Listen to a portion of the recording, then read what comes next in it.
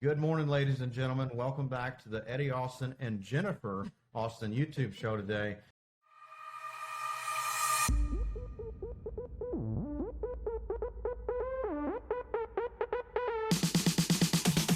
So you might see our channel handles is Mr. Entrepreneur and hers is Mrs. Entrepreneur. So you'll find this video on both platforms, along with, hopefully, if our couple here in front of us also start a YouTube channel, you'll find this exact same media on theirs. Today is all about them. They are a young up-and-coming couple that has done extremely well. I met them at Peak Partnership, and they have closed their first deal, and I know for a fact they left early to go look at a building, and that is exciting. That's pure drive. So please introduce yourself. I'm very happy to have you guys on today. Absolutely. Well, thank you, Eddie and Jennifer, for having us on the show. It's a huge honor. My name is Khoa. And my name is Kiri.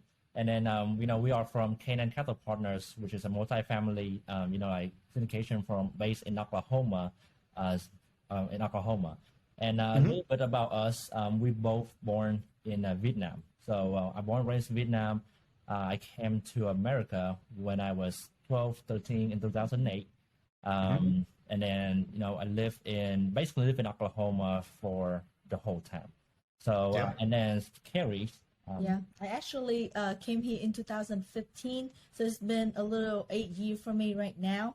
So we have been in Oklahoma City, met each other here and, great to be here and start building up our business. Right. So we met each other in college. We both have a passion in real estate. We always want to do something in real estate. That's just something we want to do all this time. So we met in college. We live in apartments, and then we were always joking around that, it would be nice to own an apartment like this someday. I mean, it's a cash flow machine. How much we pay and every month, and then there was 200 units in our apartment. So I was like, that's amazing. But we just never know how. So when we get out of college, I read Rich Dad Poor Dad, and then that's what really got me okay, I have to invest, right away. So we start with single family. It's taken us 6 months, and we get to 8 units. But at that time, we was burned out. I was okay. Jennifer and I did the same thing. Single family fix and flip. Yeah, man, it's a lot of work. Yeah, it is. We excited though. We get out, we buy a building, we see the cash flow come in, we see the mailbox coming, mailbox money coming in.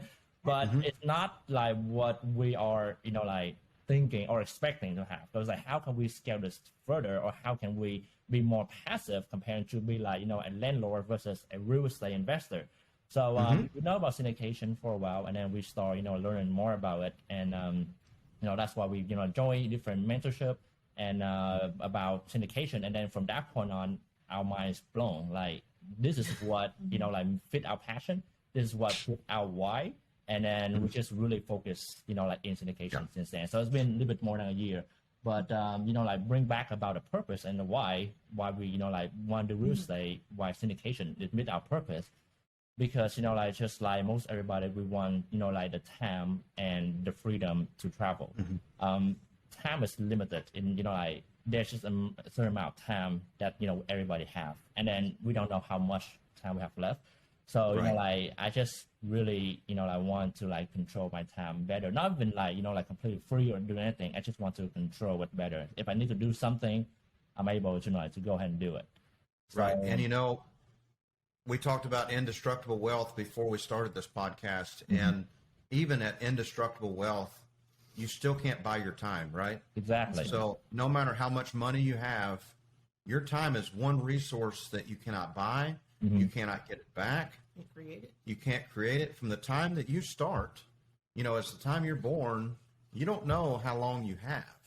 Right. So I tell everybody to be in a big hurry, because you need to make the money to have freedom.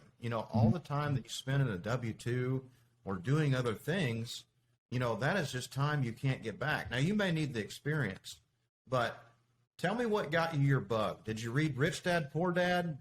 What really turned you on to multifamily? I know you lived in the apartment, but what got you to what sparked your mind? Well, so Rich Dad Poor Dad kind of got me into real estate. What really got me into like actual like syndication is I run across the best ever syndication book by Joe. Yeah. So that is what kind of like because that book is awesome. It's a breakdown like step by step. So it's like really blow my mind. And then I mean that's what really like get me pick into like, oh well, there is a thing about like syndication. And then I'm go out there and do more research and then like talk to like-minded people, and then that's what really like sparked me. I was like, oh my goodness, that's exactly what we need. That's amazing. That's exactly what we need. Yeah. Then You're not taught that in school, right? You didn't learn it in college. Nobody teaches you that. No. Mom and dad, your brother, sister, mother, everybody says you shouldn't own apartment buildings. You have to deal with the tenants, termites, and toilets. And you're going to be up answering phone calls, but not if you start where you guys did. Yeah. You hit that right in the head. Yep. Yeah. So that's kind of brings us to our second why too. I was like you said, our mom and dad never, like in school, we never thought about this, and then our mom and dad never, kind of support us as well because they want us to go, get a nice job, go to college, get a nice job, which I did. I mean, I went to pharmacy school. I'm a pharmacist, so I got my doctorate degree. My mom was happy. Next thing I told her like I'm gonna start investing in real estate. She was like, what? So it's kind of like a big shift for her. But the reason that we want to do real estate, especially like apartment, is I really want to change that. Like it's kind of like mindset, the old generation mindset, where you have to go to college and then get a good degree. Don't get me wrong, that is perfectly fine. I mean, we did it. Yeah, we have did a it. stable life. Yeah, we have a very comfortable life, so that's just fine. But I just want people to have an open minded about this is not everything. You can really like go out there and take action.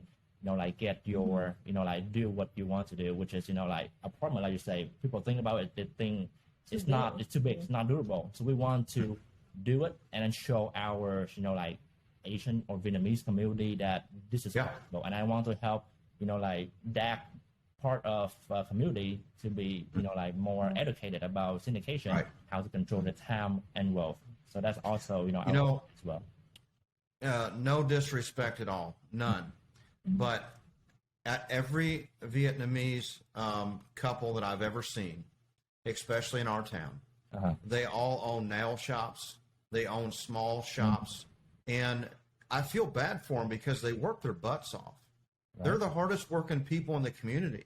And they have nice things. They live well, but they work their whole life, being a servant for other people.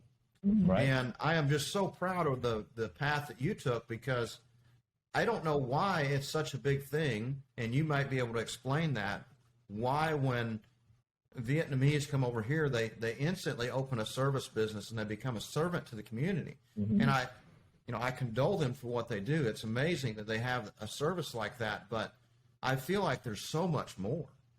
Just a testament like you guys, there's so much more you're capable of.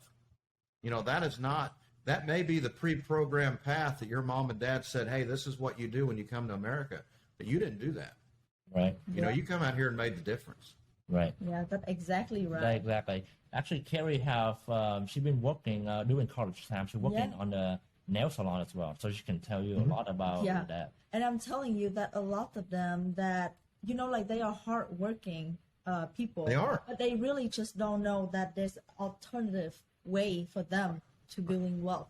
They just believe that they have to work hard in order to make more money, so they just keep trading their time. And I'm telling you, a lot of nail salon owner, they work from 9 to 9, and then it's just crazy how they just don't know about there's any other way for them to invest their capital. Carrie, my favorite saying is a job stands for just over broke.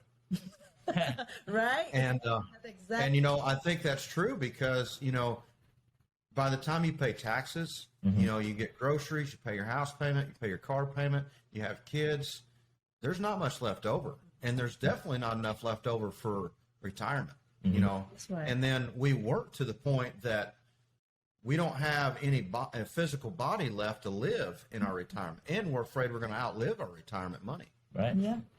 Yeah. That's exactly. So real quickly, So tell us about the building you bought. You touched on it a little bit when we were at Peak Partnership. Is that in Georgia that you bought this property? It is. Yes. Yep. It's in Georgia, Atlanta. It's 170 unit. Nice. Yep. It's Nice. so it's called Harmony Plaza 1 and 2. So there's 2 parts. Yeah. Yeah. But we acquired that last November. It's going great. So it's right 6 minutes or 10 minutes from downtown. Yeah, and the Atlanta. airport. Yep. So Class C buildings, but we're going to go in there, renovate it, and then turn into a higher, better living condition for our tenants. So very So- excited for that one. For our listeners, this couple lives in Oklahoma, and they bought their first large property and several states away, and they own and operate that thing from a distance. Right. So from every one of you people being told that you have to start small, you have to start with a 4-plex, a duplex, an 8-plex, single family, you got to start in your backyard. BS. It's not true. No. It is not true. Yeah, They completely debunk the myth that's that you have to start like that, because they're a testament. So I want everybody to let that sink in, that this couple right here has done it, and they're looking at doing it again. They left to look at another property. So what did you leave to go look at? We You don't have to say the property name. You can just say you get- what size. It's we actually drove back. So it's actually in Tulsa, Oklahoma, and it's a 79 unit. Nice. Right in downtown. So amazing. Very nice. Yep. Yeah. Oklahoma's hot. It is. Yep. it is. Yeah. I know people in Oklahoma that buy homes, single family homes, pre-pandemic, and then they sold them during the pandemic, and all they did was buy it, let it sit. They didn't even put a tenant in it. They just went in and flushed the toilets and everything. Right. Turned the air conditioning on, opened the doors, and then sold that thing during the pandemic. They made $200,000 or $300,000 a home Yes. just by buying it and waiting. Right. And I don't believe in that path, because it takes a lot of capacity. It takes a lot of time to search for it. You're closing the loans, and the loans to me are not attractive. You don't get the rates that you get on a large commercial property. You don't get that. So, high five to you guys for what you've done. And so are you guys going to be going to any other real estate conferences this year? We are thinking about the best ever conference. Well, I hope you do, because if you do, I will buy you dinner. I will see you there. Oh, awesome. awesome. hold you to that. All right. But yeah, I mean, there's a lot of, we definitely, I think that one is one, next one, the book. And then there's just like some down the line too. But yeah. But of course, there's like a lot of like meetup around local and also like Texas area that we were trying to, get. Yeah.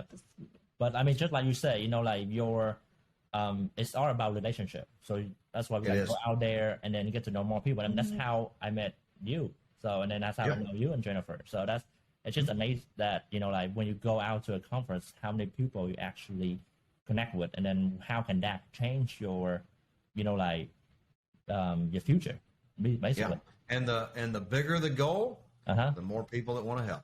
There you go. Yeah. And that's the truth. I used to go on these conferences, and I used to hide the fact that me and Jennifer own 6 different businesses as an entrepreneur. Some of them being service businesses. I hid the fact that we own a metal fabrication hot rod shop. We've done amazing things. We've done innovative, first-time things that hasn't been done in that shop. But didn't tell anyone. And didn't tell anyone, because I felt like it would discount me from real estate. But I was pre-programmed by it, because I come from the racing industry. And in the racing industry, everybody hates each other. And if you're an innovator, they want to kill you. I mean, and when you pull up, we're best friends. But when we pull up at the drag strip, we're side by side. Who has the knife and who has the gun? And that's just the way it is. And nobody wants to help. So to come in the real estate world at these conferences, you did an amazing job, both of you, meeting people, telling people what you were working on, that you closed your deal. People gave you a high five for that. And then what are you doing next? So right there, you probably met more KPs, more principals that would help you close a bigger deal. Right. People that would bring you a deal. People that have money.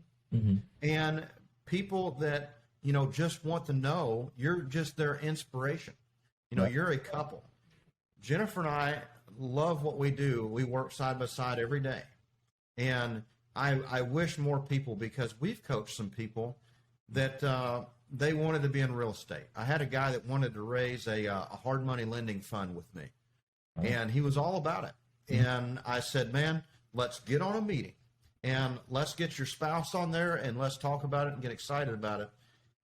He went and talked to his spouse. He texted back. He goes, man, she really don't want to do it. And I said, bud, I'm going to be completely honest with you. You'll probably want to look at something else. He goes, what do you mean? I said, if your spouse is not supportive and is not passionate about what you are doing, it's going to make the path that much harder. And doing what we do is not easy. It takes a lot. You know, it takes hard work. You know, it takes persistence. You know, just like for you, I would imagine during your first deal being across the state, you know, there was a lot of adversity you had to face, you know, inspections and from submitting your LOI to getting your contract signed, to going through the inspections, the closing process, getting the insurance. You know, that stuff is not physical work, but it's work. It does. You're right. And you have to have that purpose that I'm going to close this deal. You know, if I want this deal and it's right, I'm going to close this deal. And you guys did. Yep. Yep. It's all about the mindset and the support, like you say. No, that's right. The We support have is to huge. like support each other a lot, because definitely. Divide and conquer. Yeah, divide and conquer. You know, just like Jennifer just did the PowerPoint for our new real estate syndication coaching and fund program. And with that, she asked the question, who is in your circle? We need to outline that. Who is your circle? Is it your wife? Is it your husband? You know, because that is an important question. We can almost tell how much coaching we're going to have to do, or being your accountability partner, because you might not have it in your corner. And that's why she put that question in her PowerPoint, is who is in your circle? You know, is it mom? Is it dad? Is it your brother? Is it a friend that's, you know, a real estate tycoon? Yeah. That's good. I expect some will not have one. And some will not have one. Yeah. Well, I cannot thank you guys enough for the time. Thank you so much for everything. And I hope to see you guys flourish and just close 1,000 units this year. I really do. Thank you so much for having us. And yep, that Exactly. that exactly will happen. Good. And there you go. Now it's going to happen. Have you wrote it down? Have you wrote it down that you're going to close 1,000 units? Yes, sir. Oh yeah, of course. That's actually our New Year's resolution. Be like, okay, Good. This is what we're going to do. Yeah. Did you put a date on it? Yeah. You got a date on there? Okay. No, that's another. I put a month, but not a day. So I'm going to add a day in there. Well, as long as you have a month. So, Okay. you know, like January 2024, you're going to have 1,000 units by then. Right. You know, because then you can reverse engineer it. You can say, okay, well, if I'm going to close 1,000 units and I have this many months to do it, how many buildings do I need to buy, and of what size? That's right. No, that's true. right. That's so true. And that's the thing too. You have to put it down, because that's just how your brain works. Like if you just leave your head, somehow it just pass. But if you put it down, you feel guilty about, you know, like not doing it or something. Yeah. So you're right. Put it down. I'm a big Well, thank you guys so much. And please send me your bios or all your contact information professionally, and I will put that in the description of this video. Absolutely. Thank you so Thank you much. so Stay in touch, guys. Thank you so much. Thank you. Thank you. Bye-bye. Bye, Jennifer. Bye, Eddie. Bye.